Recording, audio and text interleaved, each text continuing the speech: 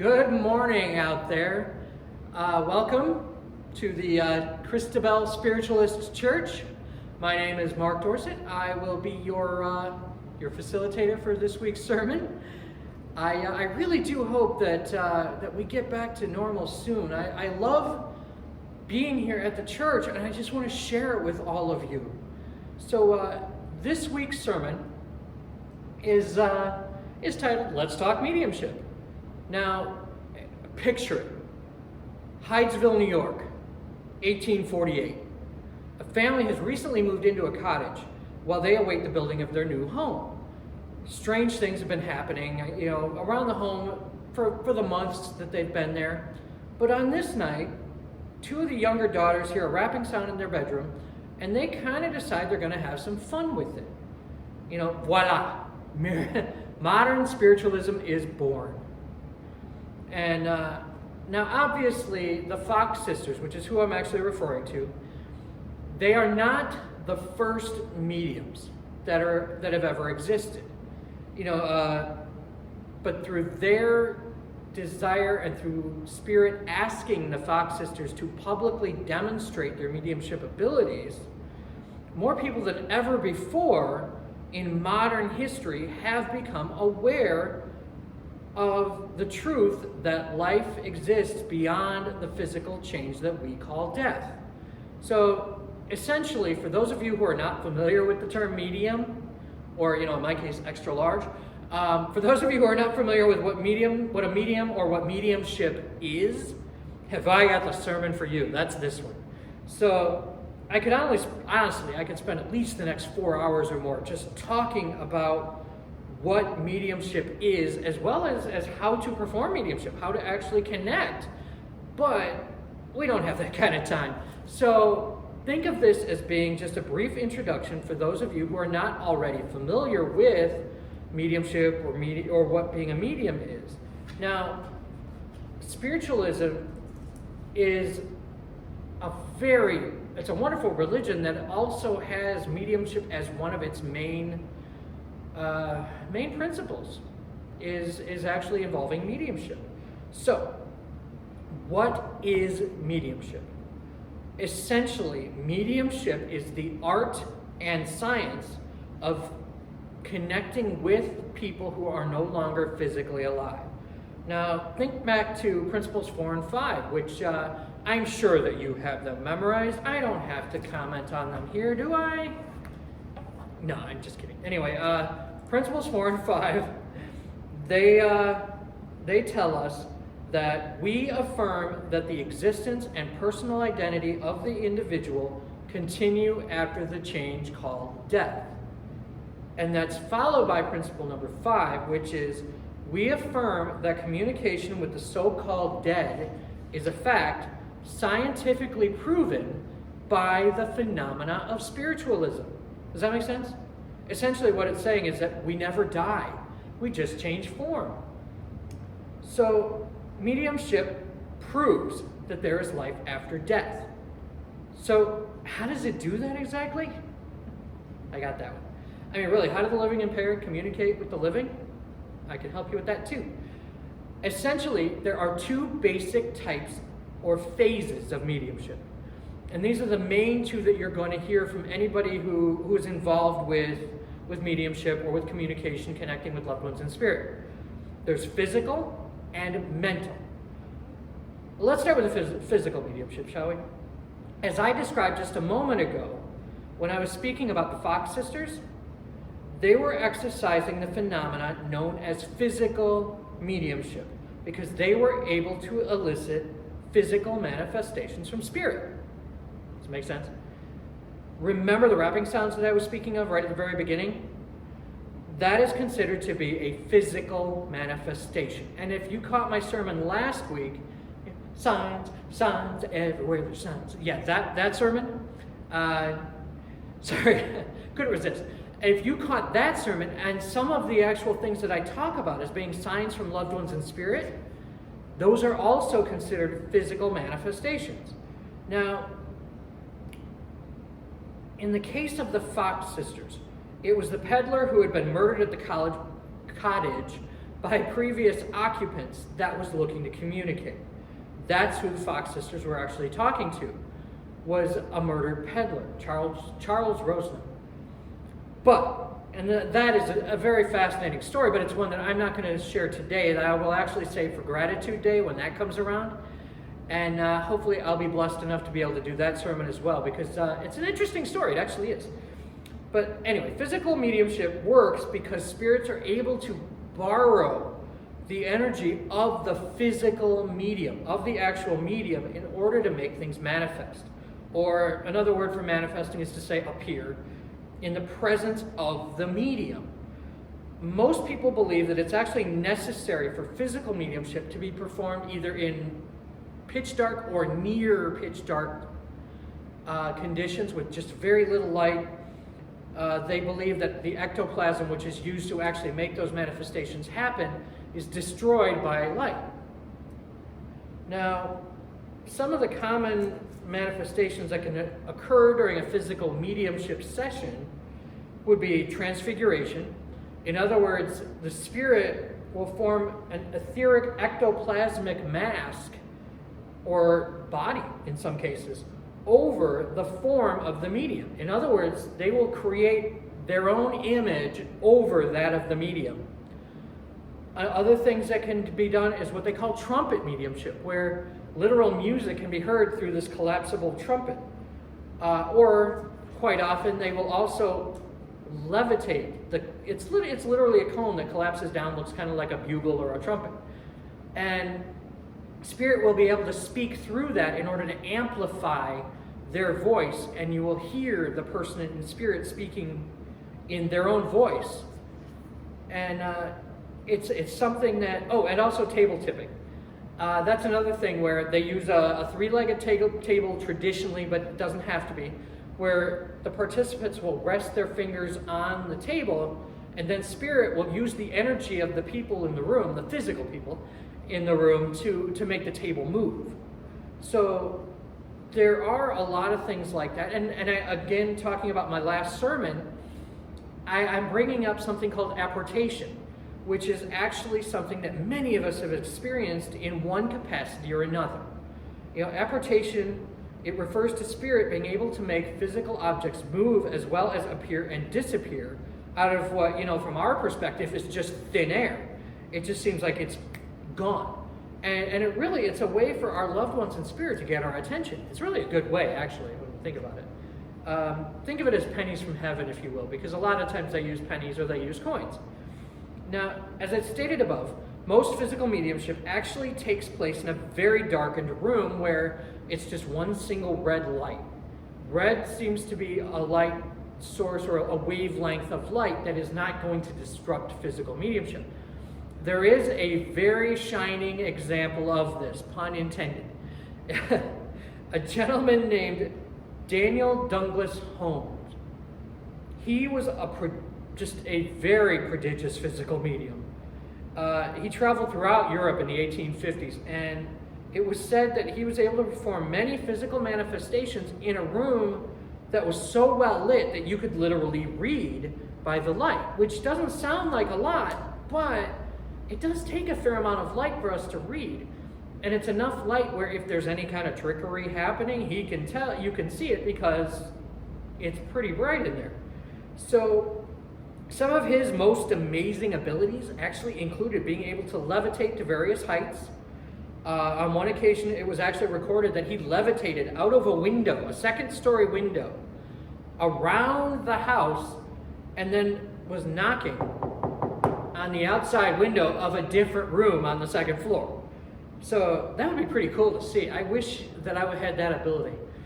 But anyway, physical mediumship, while it is still being practiced, it's actually kind of fallen out of favor with a lot of people, a lot of mediums, just in more modern times. Now, for one thing, it really requires years and years of meditation and practice and building your energy to make this happen. But also, it can be kind of dangerous because if something goes unexpectedly wrong, that it can cause physical harm to the medium. And now also, and this is entirely my own perspective, and I want to make sure that I make that clear. from everything that I have seen of physical mediumship, there are magicians, illusionists out there, people like David Blaine, people like Chris Angel, or even David Copperfield, if you want to look at it that way, who can actually fake physical mediumship phenomena far more convincingly than the real thing. So because of these two things, because it takes so long to learn, so long to build your energy, but also because it can be so easily faked by some of these illusionists, I feel like that's a lot of why most mediumship that is experienced today is actually the second type, that is the mental mediumship. And that second type of mediumship, or second phase, is what we're really going to be referring to today. It's through mental mediumship that most of what we know about spirit or the spirit world has actually been recorded. It's through the mental mediumship. You know, through mediums such as Andrew Jackson Davis, otherwise known as the Poughkeepsie Seer. He's very famous in spiritualism. He spent a lot of time, a lot of energy actually recording, like writing down what he saw with the spirit world and the different realms that the spirit world contained. Now, actually, for some perspective, just to give you an idea, when I'm talking about the spirit world, I'm talking less about a physical location so much as I am about a matter of vibration. Much like those of you who are going to be a little more science-minded or a little more technical-minded can relate to Nikola Tesla and his explanation of everything being energy that vibrates at a specific frequency. It's exactly the same principle, that everything is energy, everything vibrates at a certain frequency, and the spirit world just happens to reside at a much higher frequency. And so it's sort of like radio stations on a dial, and this might be starting to become a little more of an outdated analogy, but it still works, it's still relevant. If we here in the physical world are down on the lower end of the dial, the spirit world is way up on the other end over here.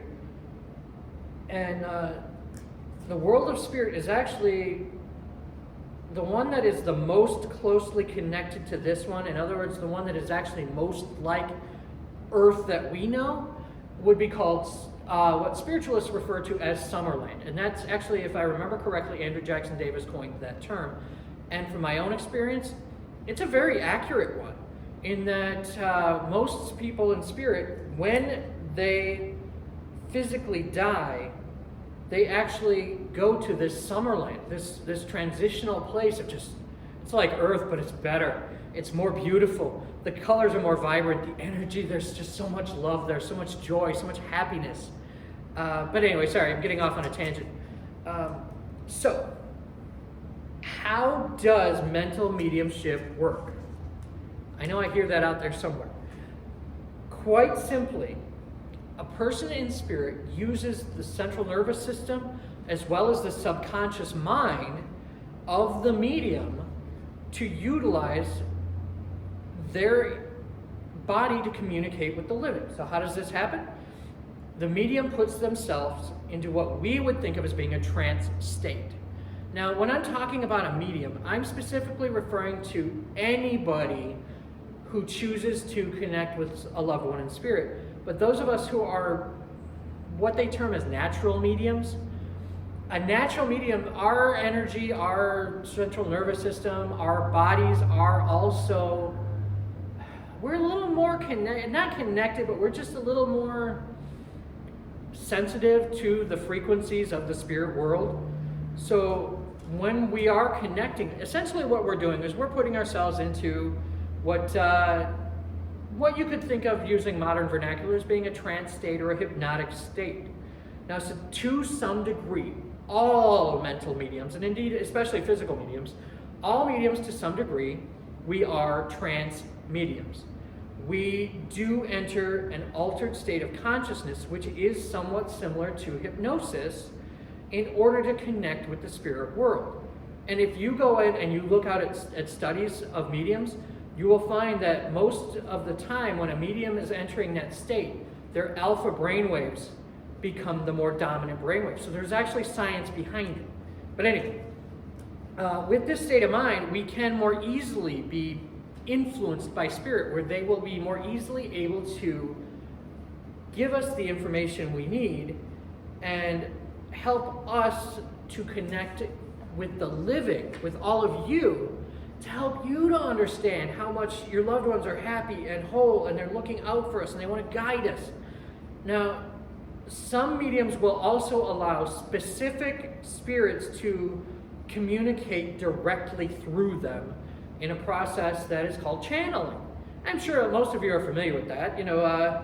Another word for that would be deep trance channeling, because essentially anybody who is connecting with a loved one in spirit or someone else's loved ones in spirit and allowing them to provide information.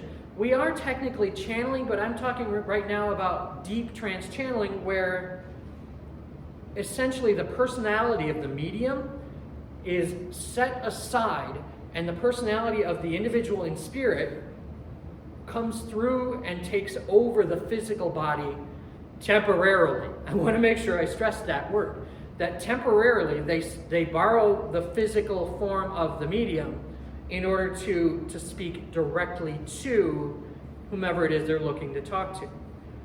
And as I'm talking about this, I want to make sure I stress that this is a process that people go through years of training for. There is a way to do it very safely. But also, deep trance channels tend to work quite closely with what is called a control, or a spirit guide who actually works to help, kind of works like a spiritual bouncer, keeps out the riffraff. Anybody who's a natural medium will have a gatekeeper guide like that. I do. But that will also help to transition into when I'm talking about guides. There's a specific classification of guides, of higher guidance, that we all have. Even if you don't necessarily acknowledge or recognize that you have it, we all have guides that work with us. And our spirit guides, they really do kind of work first and foremost to help us stay on our life path. I think that's how I want to word it. In my personal experience, when we come down here, we come down with an agenda. We say, I want to learn this, or I want to experience this, or I want to have these lessons in my life to help me to learn, to grow, to be a better, stronger, happier person. Our spirit guides work to help us to follow that path, but also to help us keep in line with nature's laws, because our life paths are all laid out to follow natural law, which is a whole different sermon, but I'll get to that one again soon, in a few weeks probably. So these guides actually reside in a higher place that we call Summerland, and they connect with us and communicate with us from their higher vibration, where they can see things so much more clearly. Imagine it as being an evolved person here standing on the top of a hill, being able to kind of look out and you can see the land below. Your guides are more like an eagle soaring above, able to completely see everything that's going on with you. They're that evolved. So if you are wondering if this is something that you can do for yourself, if you're sitting at home and you're saying, you know what, that's great that you're sitting there and you're telling me that you're a medium or an extra large, whatever joke you want to make, but I can't do that. No, I don't have that. I don't have that ability. What are you talking about? Yes, you do. You absolutely do. It's just one of those things that we all have the ability to do. We all have higher senses. We all have the senses of that soul part of us that our soul uses, that our spirit uses to connect with the divine, so to speak, or to connect with the universe at large. It's just that most of us are not able to consciously recognize our higher senses, and so we can work to make them a little more pronounced, a little easier to hear, so to speak. So how do we do that? How do we reconnect with our higher senses? How do we be able to connect with them so that we can consciously understand what we're being told? It basically falls back to that old vaudeville joke. It's the same way you get to Carnegie Hall. Practice. And yes, it is true that some people are more naturally in tune with the spirit realm. I happen to be one of those people, so I know that it sounds disingenuous for me to say that anybody can do this, but I truly believe that. I know from my experience as a spiritualist, in addition to a medium, I can see people who have never felt like they had the ability. I've seen countless people be able to sit down and with a little bit of practice and a little bit of consistent focus, they can learn to reconnect with spirit. Now, you may not necessarily feel the calling to do what spiritualists call public platform work, but that's okay. Not everybody is meant to be standing up here doing this publicly. Other people, if you want to do it for yourself so that you can connect with your own loved ones, that's great. That's perfectly fine. I mean, doing any of this kind of work is bringing more joy into the world, bringing more love into the world. And right now, doesn't the world need that? We could always use a little more love. So, anyhow, sorry. I found myself going into a big tangent there. One of the biggest and most beneficial things that you can do for yourself to help you to learn how to connect with your own loved ones in spirit and indeed with your own higher guidance, one of the most beneficial things that you can do is actually something that when I say this, invariably half the people I say it to will start to roll their eyes. The easiest thing that you can do to help yourself be more connected is meditation. And right there, I've just lost half the audience. Because most people, when they think of meditation, they're picturing sitting in the lotus position for an hour going, oh. It does not have to be that. While that can be very beneficial, it's not something that is right for everyone. Something that I have found that really helps most people is actually sitting down, preferably at the same time every day. But I know that that's not always something that we can do with our lives the way they are. But if you can sit down and take a few deep focused breaths, close your eyes because it cuts out on what I call ADOS, attention deficit shiny. Take a few deep breaths, close your eyes. You can have your hands up like this if it makes it feel more spiritual to you. In my experience, it's not necessary. But close your eyes and just kind of focus on your breathing, focus on relaxing, and take 5 minutes, take 2 minutes, and just focus mostly on relaxing. And then just kind of, whatever your intention is, if you have a loved one in spirit you'd like to hear a little more from, or if you'd like to connect with your spirit guides, after you feel yourself being very relaxed and filling your heart with love, just start interviewing your loved ones. Say, hey, if you're there, I'd really like to hear from you. You don't have to say this out loud unless it makes it feel more real to you. You can literally just think to them. And by addressing them in your mind, you'll connect. And then the most difficult part of this process, in all honesty, once you ask that question of, hey, if you're there, or hey, or how are you doing, is to try and stay calm and stay relaxed. Because everybody goes, okay, where are you? I want to know you're there. And what you just did is lock yourself into the physical. You want to relax and be as much in connection with your spiritual side, your soul, as possible. So try and stay as relaxed as you can be without falling asleep. And that actually, with just a little bit of practice, you'll find that you can connect for yourself with your loved ones. But I ask that you please keep an open mind to it, because a lot of times we talk ourselves out of all that stuff. So just try and keep an open mind. Now, if you feel called, and it very much, platform work is very much a calling. It is not something that you do lightly, because at the very least, you are holding someone's emotional life in your hands when you're giving any kind of a message from spirit. But if you feel called to do any kind of podium work, that's where we can help you out with that. Your Spiritualist church, we are here. And I know I close out every sermon by saying that your local Spiritualist church is here for you, but we really are. Feel free to reach out to us. We love having you here, and we can't wait till you're all here in person. And so in the meantime, if you choose to practice reading your loved ones who are physically alive, take turns trying to connect with your friends, with your family. Find willing victims to practice on, however you want to word it. So I ask that you go out there, practice, practice, practice. And like I said, a great place to develop your abilities is right here, right at the Christabelle Spiritualist Church in Cherry Valley. We are welcome to have you here.